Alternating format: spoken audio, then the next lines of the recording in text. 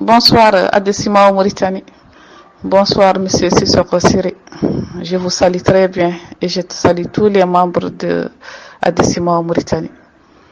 Donc juste pour parler un peu ou donner mon avis sur ce qu'a dit notre frère, notre père Sissoko Siri.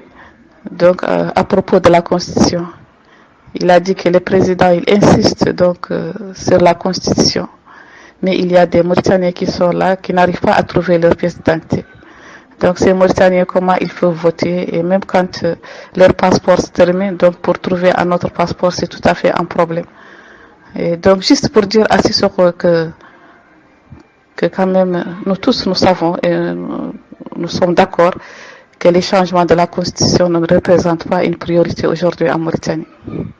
Ce qui a besoin d'être modifié aujourd'hui en Mauritanie, ce n'est pas la Constitution. C'est cette cohabitation qui existe, qui mérite d'être modifiée. C'est la façon de faire ce recensement aujourd'hui dans notre pays qui mérite d'être modifiée et non donc la Constitution. Concernant maintenant le recensement ou les papiers de recensement, donc il y a quelques jours j'ai discuté avec quelqu'un qui est un peu plus proche de Sidney Sokhna parce que Sidney avait organisé donc la réunion des cadres du Gidjimaka chez lui. Il a réuni tous les cadres du Gidjimaka donc pour leur parler du référendum qui doivent donc aider le président à gagner ce référendum, surtout au Gidjimaka, qu'ils doivent faire des sensibilisations, ils doivent descendre pour faire une marche de soutien, etc. Donc quand j'ai discuté avec ce monsieur-là, donc il m'a dit que l'État maintenant a créé trois donc commissions pour chercher donc les gens qui ont un problème de recensement, pour les enregistrer et pour parvenir à leur trouver des solutions. Et là, je vous jure que j'étais très contente quand j'ai appris la nouvelle, puisque jamais. Donc j'ai dit comment cela n'a été dit ni à la télé ni à la radio, ça n'a été dit nulle part qu'il y a des commissions qui vont donc régler le problème des gens qui ont des papiers de recensement et tout. Donc on m'a dit non, c'est pas fait pour tout le monde.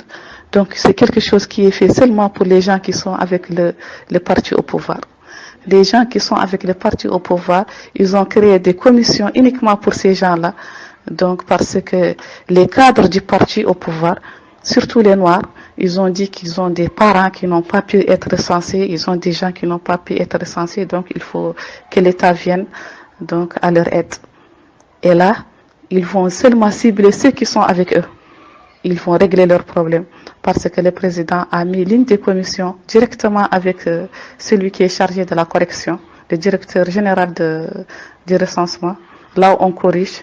Donc, et il va directement corriger donc, ces papiers-là, sans même passer par les centres d'état civil. Et là, j'étais quand même inquiète.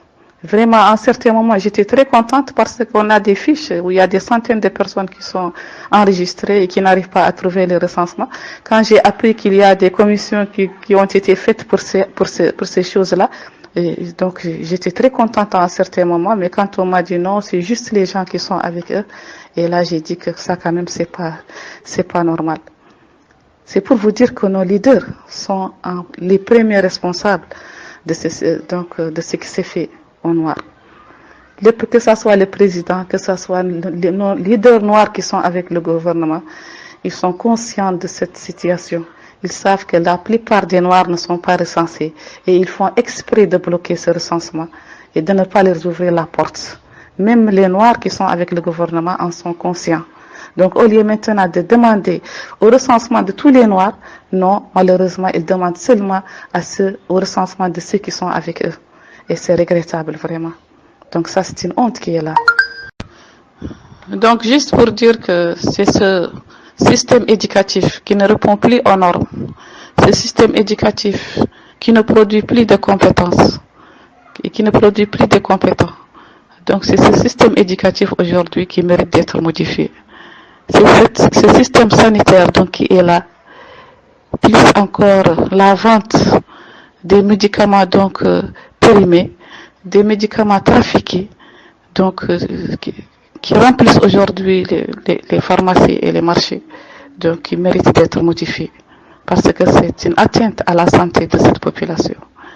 Donc tous ces facteurs-là, plus les prix des denrées de première nécessité qui montent tous les jours et qui sont en hausse depuis quelques années ou quelques mois, qui méritent d'être modifiés. C'est ce prix de gasoil fixe qu'ils refusent de diminuer qui méritent d'être modifiés. Donc beaucoup de choses vraiment qui méritent d'être modifiées dans ce beau pays, donc qui ne sont pas quand même les changements du drapeau ou les changements de l'hymne ou la suppression du Sénat. Donc ça, c'est pas une priorité et ça ne représente aucune importance aujourd'hui à la vie de ce peuple, donc de cette population mauritanienne. C'est ça qui mérite d'être modifié. Mais le président, il insiste sur ce référendum. Et il dit que c'est un référendum qui va lui coûter 6 milliards. 6 milliards aujourd'hui, avec 6 milliards, on peut quand même créer des emplois pour les jeunes. Avec les 6 milliards, on peut donc apporter quand même quelque chose pour l'agriculture, le secteur de l'agriculture, ou le secteur de l'élevage, ou pour des coopératives féminines, ou même changer quand même ce système éducatif, faire des formations pour ces enseignants-là. Donc essayer d'apporter quand même quelque chose de nouveau à nos écoles aujourd'hui, donc qui malheureusement n'ont plus de valeur et parce que tout est voulu par le gouvernement. Donc 6 milliards qui peuvent profiter quand même aux Mauritaniens et qui peuvent apporter beaucoup de choses à ces Mauritaniens que de les mettre quand même dans ce fameux référendum dont les gens ne sont pas d'accord sur la manière dont il va être fait, ni même la manière donc il n'y a pas un consensus, il n'y a rien. Donc c'est une décision personnelle du président.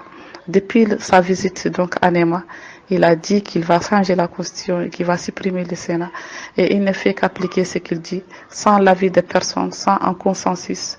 Et malheureusement, là, l'État aujourd'hui est en train de sensibiliser à tous les niveaux pour quand même parvenir à donc remporter ce référendum. Depuis la semaine passée, ils sont dans les quartiers périphériques à distribuer des vivres. Donc chaque famille, il leur donne un sac de riz, il leur donne donc de l'huile, etc., du sucre, et ils les disent clairement donc il faut voter pour le référendum.